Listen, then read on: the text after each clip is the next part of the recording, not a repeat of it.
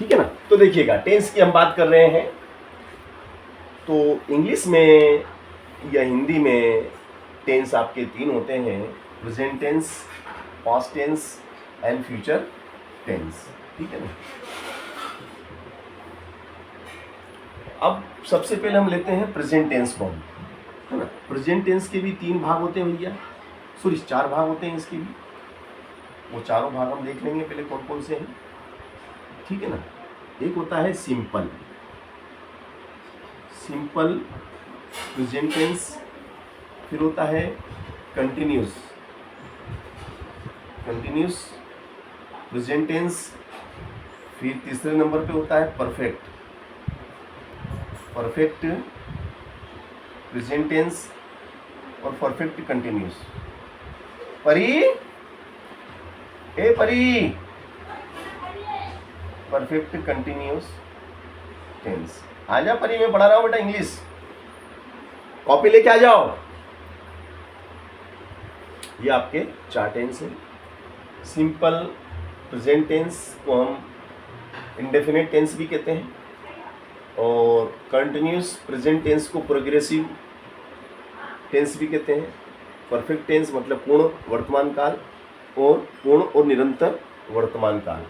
हिंदी में इसको कहते हैं साधारण वर्तमान काल, निरंतर सतत वर्तमान काल, पूर्ण वर्तमान काल और पूर्ण निरंतर वर्तमान काल। तो हम पहले प्रेजेंट टेंस की बात करेंगे, और उसमें हम सबसे पहले लेते हैं सिंपल प्रेजेंट टेंस। सबसे पहले हम लेंगे सिंपल प्रेजेंट टेंस को हम लेते हैं। ठीक है। सिंपल प्रेजेंट टेंस में क्या होता है, इसका फार्मूला लिख देता हूं मैं।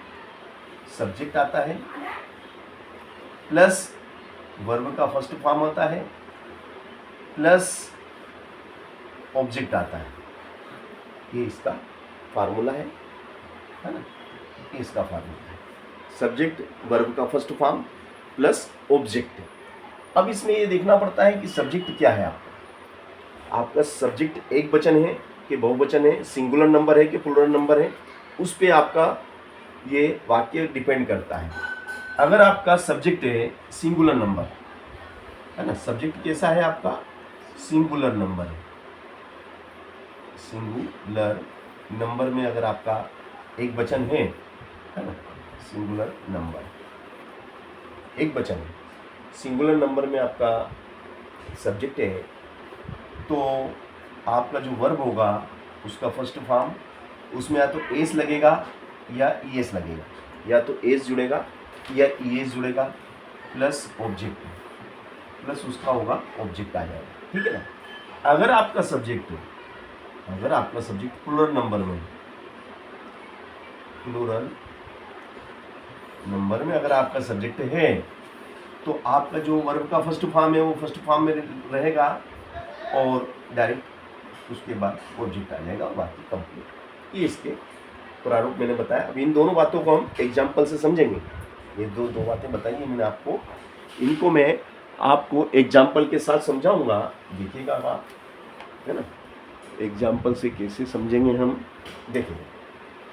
पहले मैं सिंगुलर नंबर की बात करता हूँ, जैसे राम, है ना। राम राम राम खाना खाता है ना, या राम भोजन करता है। राम भोजन करता है, तो राम सिंगुलर नंबर है, एक वचन है ना। अब भोजन करता है या खाता है, तो ईट यानी खाना, है ना। सिंगुलर नंबर, वर्ब का फर्स्ट फॉर्म ईट होता है। अब मैंने बता ही दिया कि सिंगुलर नंबर अगर सब्जेक्ट है तो या तो उसमें एस जुड़ेगा या ईएस, वर्ब में एस लगेगा या ईएस लगेगा।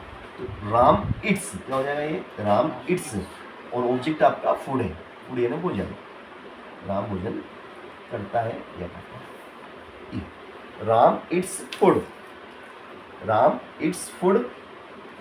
अब अगर ये प्लूरल नंबर में होता, बहुवचन में होता, बहुवचन में कैसे, जैसे हम भोजन करते हैं, हम भोजन करते हैं, हम में बहुत सारे आ गए बहुवचन में, तो उसमें क्या होगा, हम भोजन करते हैं, उस समय we eat food, we eat food, हम भोजन करते हैं। वी ईट फूड, हम भोजन करते हैं। ये आपका क्या है, बहुवचन है। हम, वी क्या है, बहुवचन। प्लूरल नंबर में कौन कौन सी चीज आती हैं? प्लूरल नंबर में आप लिखिए, आई को बहुवचन माना गया। अंग्रेजी में आई को भी बहुवचन माना गया है। I, we, you, they, I we you they, ये आपके बहुवचन है ना। सिंगुलर में, सिंगुलर नंबर में आपको वैसे ही मालूम पड़ जाता है सिंगुलर का, तो है ना। सिंगुलर नंबर में हम किसको लेते हैं भैया? सिंगुलर नंबर में ही, शी, इट, या एनी नेम, या किसी का नाम हो, राम, श्याम, लीला, लीला, मीनट, जो भी है ना। अब इसी से रिलेटेड कुछ और वाक्य हम लिखेंगे, और जितनी ज़्यादा एक्सरसाइज हम करेंगे उतनी ज़्यादा फिर हमारी ये कॉन्सेप्ट क्लियर होंगे, ठीक है ना। राम भोजन करता है। अब मैं लिख देता हूँ कि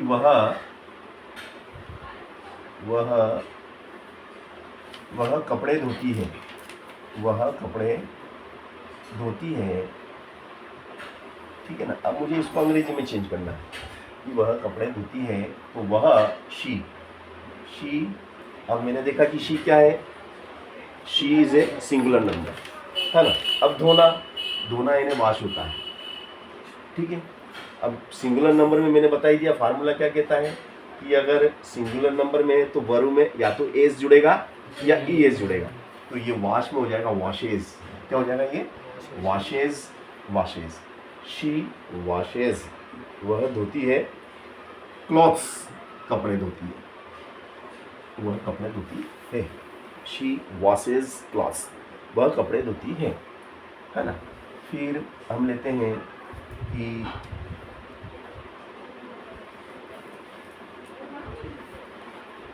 अब हम लेते हैं तुम क्रिकेट खेलते हो। तुम क्रिकेट खेलते हो, है ना। तुम क्रिकेट खेलते हो। अब इसको मुझे अंग्रेजी में चेंज करना है, तो क्या हो जाएगा? यू। अब ये आपका क्या है? ये प्लूरल नंबर, देखो you is a plural number, तो इसमें वर्ब का फर्स्ट फॉर्म ही आएगा, है ना। वर्ब का first form, you play cricket. तुम क्रिकेट खेलते हो, यू प्ले क्रिकेट, है ना।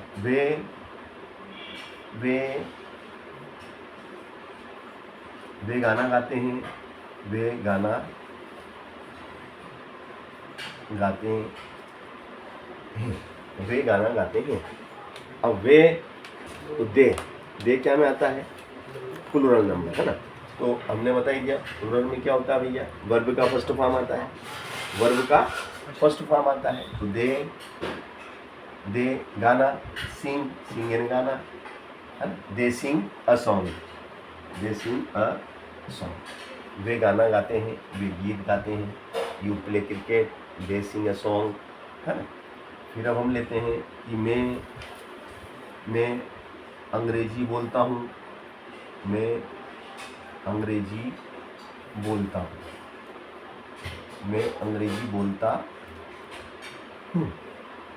अब मैं को क्या में लिया हमने? प्लूरल में। तो भैया पहले तो मैं के लिए तो आई आता है। अब तो प्लूरल वाला फार्मूला देख लो, उसमें वर्ब का फर्स्ट फॉर्म आता है, बोलना यानी स्पीक, है ना। आई स्पीक इंग्लिश, मैं अंग्रेजी बोलता हूँ, है ना। अब वह अंग्रेजी बोलता है।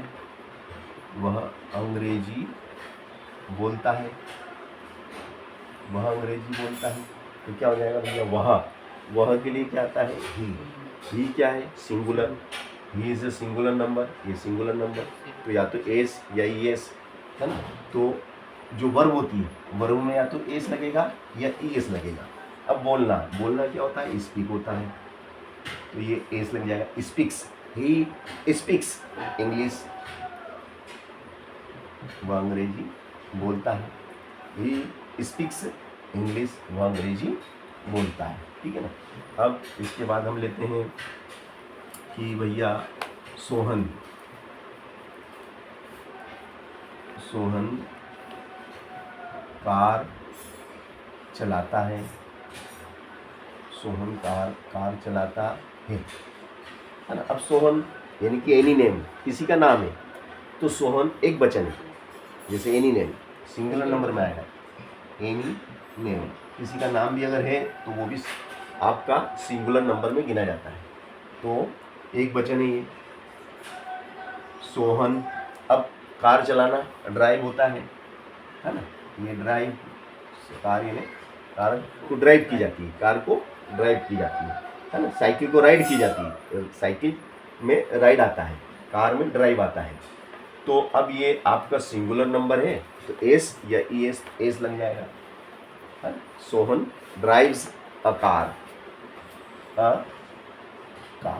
Sohan drives a car, Sohan एक कार चलाता है। ठीक है ना। तो ये मैंने आपको जो वाक्य बना के बताए, इनके लिए हमें भैया जो भी आप पहले तो पता लगाएंगे कि कौन से टेंस का वाक्य है। अब उस टेंस का वाक्य है तो उस टेंस का फार्मूला क्या है, वो फार्मूला आपको याद होना चाहिए, है ना। अगर फार्मूला याद होगा तो आप अंग्रेजी समझ पाएंगे, लिख पाएंगे। अब जैसे कि मैंने लिख दिया भैया कि मोहन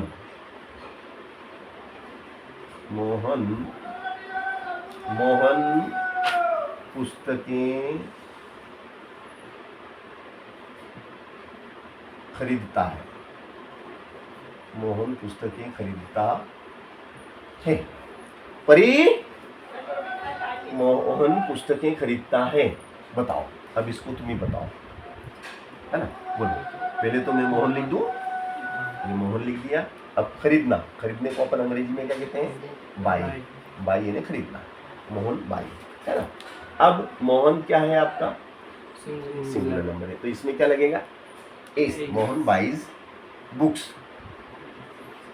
पुस्तकें खरीदता है। मोहन बाइज बुक्स, मोहन पुस्तकें खरीदता है। अब इसी वाक्य को अगर मैं ऐसा लिख दूं कि मोहन पुस्तकें नहीं खरीदता है, नहीं खरीदता है,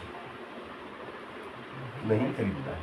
अब इसमें अपने को इसका नेगेटिव हो जाएगा। क्या हो गया, ऊपर वाला अफर्मेटिव सेंटेंस था, ये नीचे वाला उसका नेगेटिव हो गया। अब बताइए कैसे होगा, मोहन पुस्तकें नहीं खरीदता है, मोहन बाइज बुक, तो उसका नेगेटिव बोलो, मोहन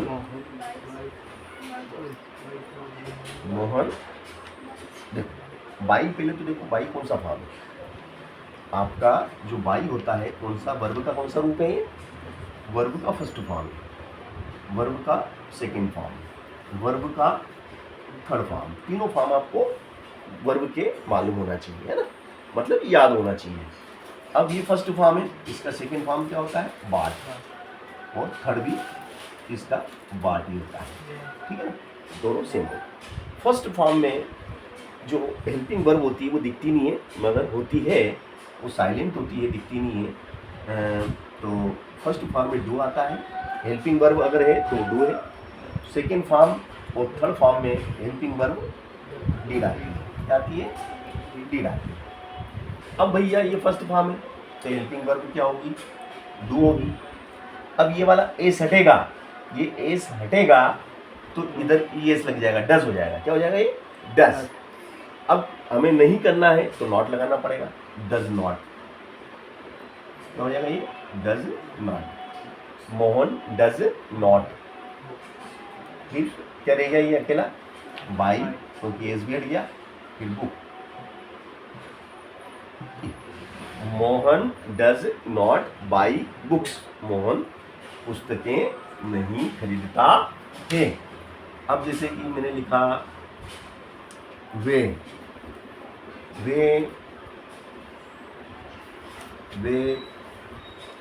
कार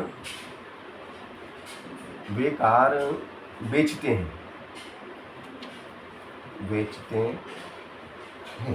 वे कार बेचते हैं, है ना। अब वे यानी दे, बेचना यानी सेल, कार, वे कार बेचते हैं कार्स, उनका काम ही कार बेचने का है। दे सेल कार्स, है ना, वे कारें बेचते हैं।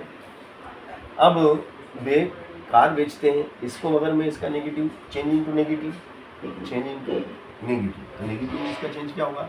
वे कार नहीं, वे कार नहीं बेचते हैं, वे कार नहीं बेचते हैं, ये इसका ही होगा। अब जब नेगेटिव इसका बनाएंगे हम, तो इसका नेगेटिव कैसे बनेगा? देखो, वे, अब सेल, सेल कौन सा फॉर्म है? First form. Therefore use of do, फिर नॉट लगाना है, डू नॉट। एक साथ भी बोल सकते हैं, या तो आप डू नॉट बोलो या डायरेक्ट आप डोंट भी बोल सकते हैं। Don't, they don't. डोंट में क्या होगा कि ये ओड जाएगा, है ना। इसको आप ऐसा भी बोल सकते हैं, दे एक साथ बोलेंगे तो क्या हो जाएगा? ये ऐसा हो जाएगा, दे डोंट, दे डोंट, बाकी का पूरा लिख लेंगे आप। सेल कार्स, वे कार नहीं बेचते हैं, ठीक है ना।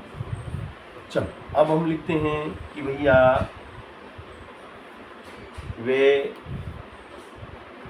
झगड़ते हैं, है ना, वे झगड़ते हैं, तो ये हो जाएगा आपका दे फाइट, दे फाइट, वे झगड़ते हैं। अब वे नहीं झगड़ते हैं, वे नहीं झगड़ते हैं, वे नहीं झगड़ते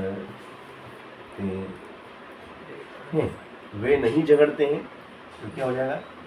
दे first form, fight, fought, fought, therefore do not, एक साथ लिखो, डोंट लिखो, they don't fight, they don't fight, वे नहीं झगड़ते। तो इस तरीके से वाक्य बनाए जाते हैं। किसमें बनाए जाते हैं?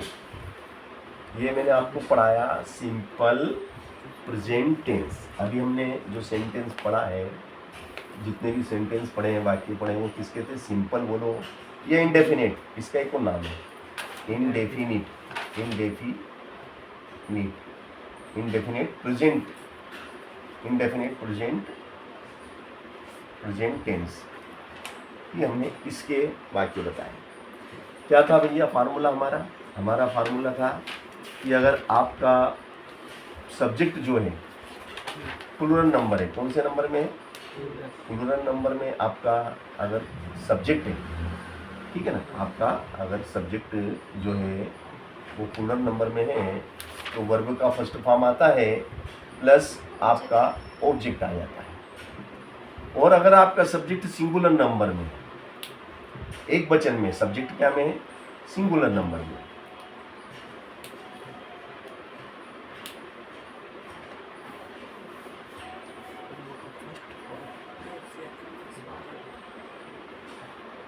सिंगुलर नंबर में है, तो वर्ब में फर्स्ट फॉर्म में एस या ईएस जुड़ता है प्लस ऑब्जेक्ट, इसी बात है। तो आपका प्रेजेंट टेंस कवर हो जाता है और उस टाइप के वाक्य आप बड़ी आसानी से बना पाएंगे और उनको क्या में चेंज कर पाएंगे? नेगेटिव में। नेगेटिव में आप उनको चेंज भी कर पाएंगे। कभी एक नंबर का पूछ लेते हैं, एक नंबर के, दो नंबर के पूछ लेते हैं, चेंज इनटू नेगेटिव। जैसे मान लो कोई भी वाक्य है कि भैया रमेश, है ना, Ramesh writes a letter, Ramesh writes a letter, Ramesh लिखता है, एक पत्र लिखता है, रमेश राइट्स अ लेटर। अब क्या रमेश पत्र लिखता है? क्या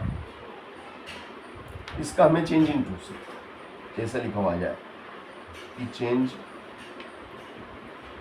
इनटू इंटीरोगेटिव। अब आपको इंट्रोगेटिव बनाना है, इसका क्या बनाना है? चेंज इनटू इंट्रोगेटिव सेंटेंस बनाना है, यानी कि प्रश्नवाचक वाक्य बनाना है। क्या बनाना है? प्रश्नवाचक। क्या रमेश पत्र लिखता है? अब पहले आप ये देखेंगे कि ये राइट कौन सा फॉर्म है? First form. फर्स्ट फॉर्म में डू आता है, हेल्पिंग वर्ब, बस डू लगा दो और पूरे वाक्य की नकल कर लो। डू रमेश राइट, ये ए सट जाएगा, ए सटेगा और इसमें लग जाएगा, ए सटेगा और डू में लग जाएगा, तो ये डू में लग गया तो क्या हो गया, ये हो गया does. Does Ramesh write a letter. और आखिरी में प्रश्नवाचक वाक्य आपको लगाना कंपलसरी है, क्योंकि आपने इंट्रोगेटिव बनाया है ना, तो ये इसका निशान भी लगाना जरूरी है। जैसे कि मैं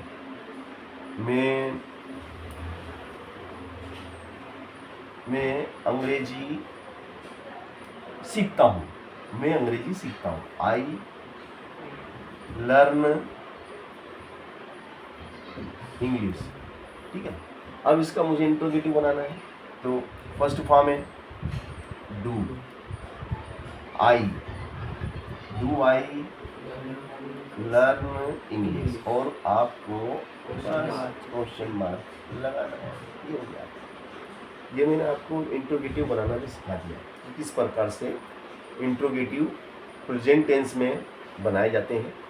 आपको वर्ब का पता लगाना है, अगर वर्ब फर्स्ट फॉर्म में आएगी डू लगेगा, अगर उसमें एस है तो वो डज बन जाएगा, बस इतना सा रखना, उठा के आगे लिखना है, बाकी पूरा वाक्य लिख के ने आपको क्वेश्चन मार्क लगाना है, तो वो हो गया नेगेटिव, सॉरी इंट्रोगेटिव, वो इंट्रोगेटिव सेंटेंस में चेंज हो जाता है।